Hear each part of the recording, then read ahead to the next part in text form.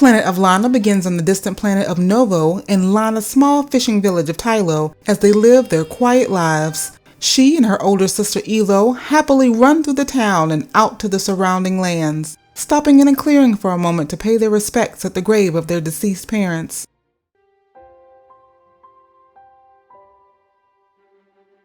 The sisters then run to the edge of the cliffs where they see a mysterious robot army falling from the sky. Suddenly, a robot equipped with a cage rises from the valley and captures Elo while Lana looks on horrified. The young girl then runs back towards her town but has to hide to keep from being captured by the robot sentinels patrolling the area. As she makes her way back to her village, she sees the gigantic alien machines walking out in the water with small, more spider-like ones on the docks. Seeing that the robots have not only taken her sister, but also the other members of the village burns and the people cry out in fear as they're stuffed into cages. Lana finds the cage with her sister, and as they cry out for one another, Elo is whisked away.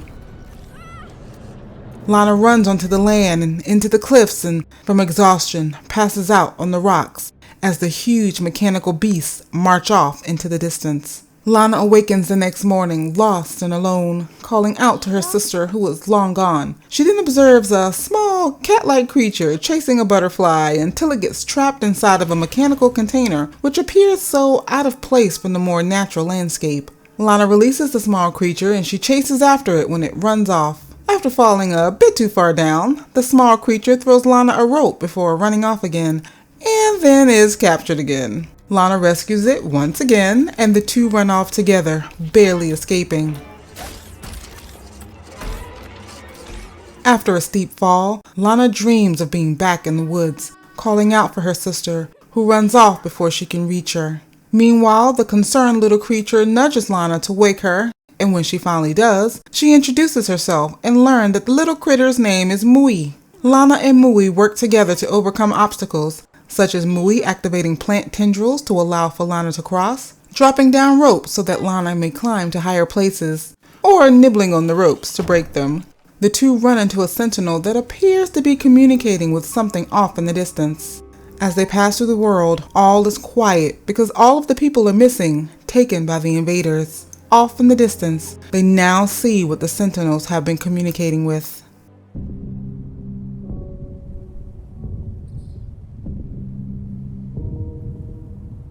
They fall underneath the earth where Mui helps Lana illuminate the darkness. Deeper they go into the caves, but there are an interesting mix of primitive and more technological structures that don't appear to be the same technology as the invaders. On the walls of the caves are etchings that tell the story of the world's creation. A bright flash, possibly the Big Bang of the universe, since we see pictures of the cosmos with the planets and galaxies swirling through the void. Then a birth, an infant in a womb, but not quite a womb, in the shape similar to an ankh out in space. An ankh is an Egyptian hieroglyph, sometimes called the key of life, which seems pretty fitting in this case. Then a man worships the circuitry that is watching over them, as a god would. And with a second flash, a new world is born. After finding a gate that she opens with a musical lock, Lana discovers a glowing orb in a mechanical cylinder, and Mui's eyes react to it, now having the powers to control the other animal-esque creatures with her hypnotic stare. The two enter a swamp where Lana learns something very important. Mui absolutely hates water. After all, she is a cat. Critter.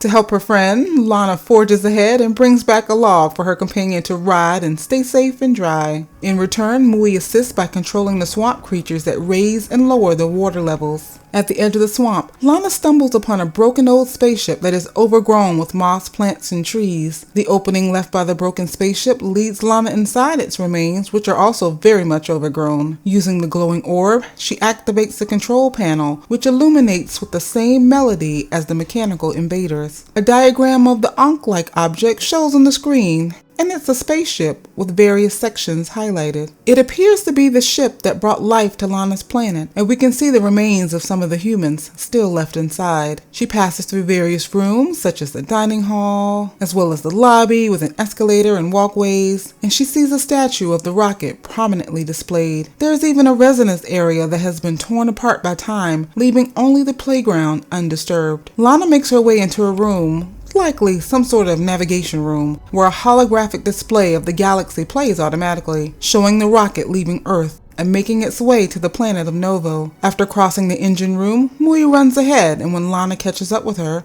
she sees she is in a nursery, with both Mui and Lana sadly look over the skeleton of a young child who has died in the arms of his android caretaker, with the young child reaching out to it. In the halls in the nursery are the portraits of those responsible for the ship and its passengers, 3 humans and 1 android. Lana finds a model of another spaceship, and when she activates the control panel, she also activates nearby androids who salute her and await her command. An energy source forms a bracelet, which Lana puts on and makes her way to the loading docks, the place where the communities of humans would board so that they can make their way to different parts of the world. Lana discovers that the power of the bracelet allows her to take control of the alien machinery. Upon reaching the beach, Lana calls out for her sister as they move through the skeletal remains of large beasts. She sees the robots with caged prisoners, and she knows she's on the right path to finding Elo. Lana and Mui stay on the trail, making her way further down the beach and in between the massive machines marching out in the waters. But the machines aren't the only thing to look out for, as Mui has to test the limits of her hypnotic stare by keeping the largest and most aggressive beasts at bay. Closer and closer they come to making it to their destination, the alien ship where all of the captured humans are taken, just across the desert. A desert that contains technology that is powering something pretty huge. During their escape, Mui and Lana are separated by a falling stone, leaving her alone once again.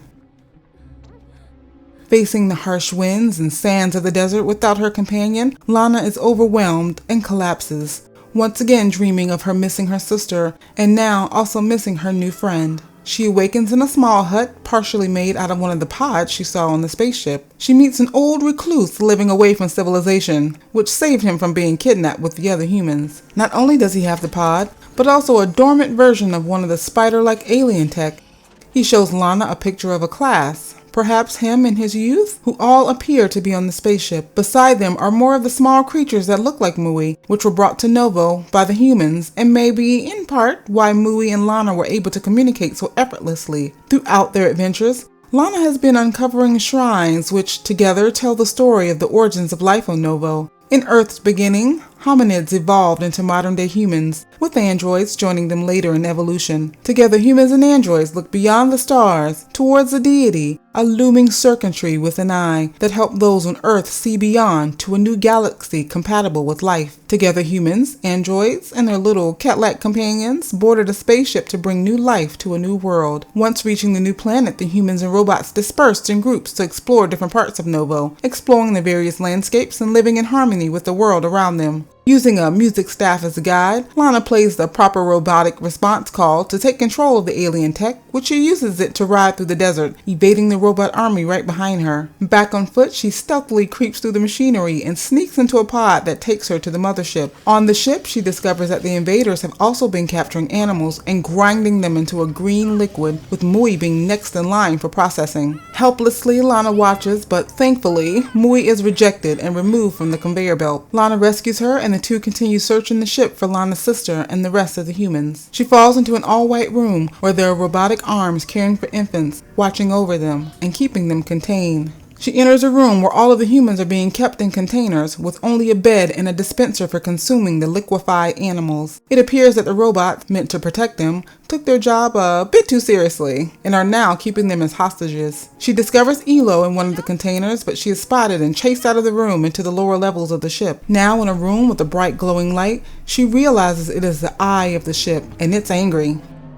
She uses the power of the stone to keep it from crushing her, and when that's not enough, Mui enhances the power and together they destroy the eye, with the other robots deactivating all over the land. But poor Mui has collapsed, and as Lana cries over her, she hums the robot melody, and Mui responds. And this turns on all the machines again, but this time under their control. In the aftermath, we see that the villagers now live in harmony with the bots once again, with the world all taking control of the alien tech, well, the human tech, and creating the lives that their ancestors envisioned for them. And Mui, Elo, and Lana are all together. And if you enjoy stories of children braving evils to save their family, I have a video for you right here.